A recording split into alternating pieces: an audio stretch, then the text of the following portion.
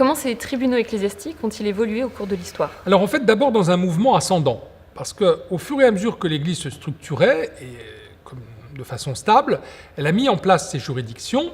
Et puis, il y a un autre mouvement, c'est l'effondrement du pouvoir étatique à certains moments de l'histoire de notre pays. Donc en fait, à des moments, notamment au moment de la féodalité où il y a une forme d'émiettement du pouvoir, l'Église apparaît comme une institution qui est la seule capable de rendre une justice relativement homogène, construite avec des textes, des références, etc.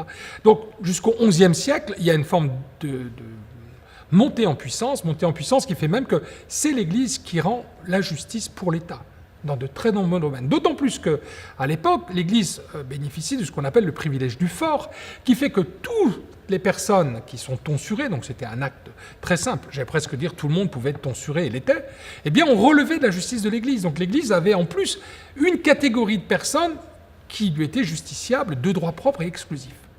Alors, évidemment, les rois de France n'ont eu de cesse que de récupérer, au fur et à mesure que le pouvoir s'est unifié, et qu'on a retrouvé aussi au XIIe siècle un droit romain vivant, qui va irriguer, j'allais dire, la recherche juridique, n'ont eu de cesse donc de ramener à eux ce pouvoir qu'ils avaient perdu.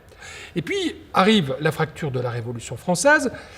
Il faudra attendre jusqu'à la fin du XIXe siècle pour que ces officialités renaissent dans les diocèses. Y a-t-il une carte des circonscriptions judiciaires?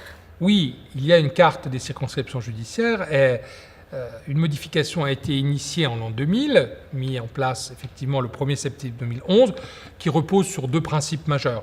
Le premier, c'est que désormais, un tribunal est attaché à une province ecclésiastique. Une province, c'est un ensemble de diocèses réunis sous l'égide d'un archevêque. Pour prendre un exemple, province ecclésiastique de Besançon, c'est les 3 diocèses lorrains qui ne relèvent pas du concordat et les 3 diocèses franc-comtois.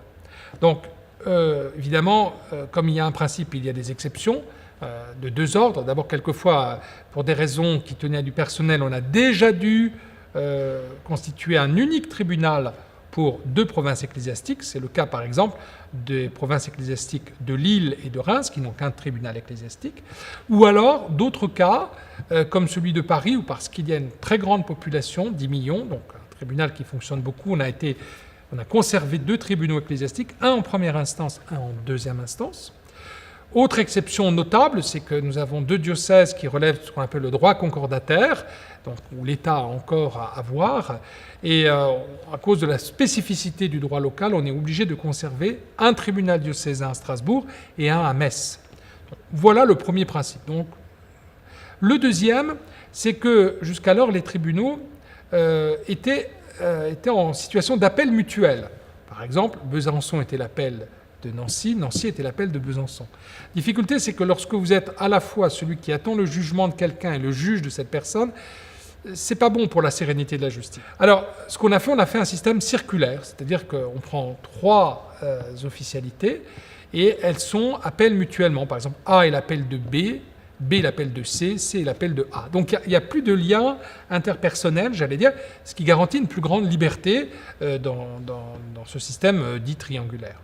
Alors, bien sûr, se pose une question, c'est, bon, il y a 5 ans que ça a été mis en place, ça s'explique du fait de la pénurie de clercs, de toute façon c'est toujours le même système, pénurie de clercs, pénurie et puis aussi difficulté d'avoir des gens formés, de qualité.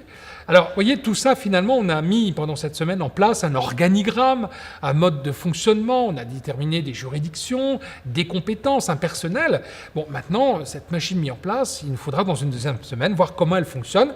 On va le faire de façon dynamique à travers 2 procédures majeures, la procédure de constat de nullité de mariage, qui est la plus répandue et la plus connue, et puis à la fois aussi une procédure qui tient à la matière pénale de l'Église.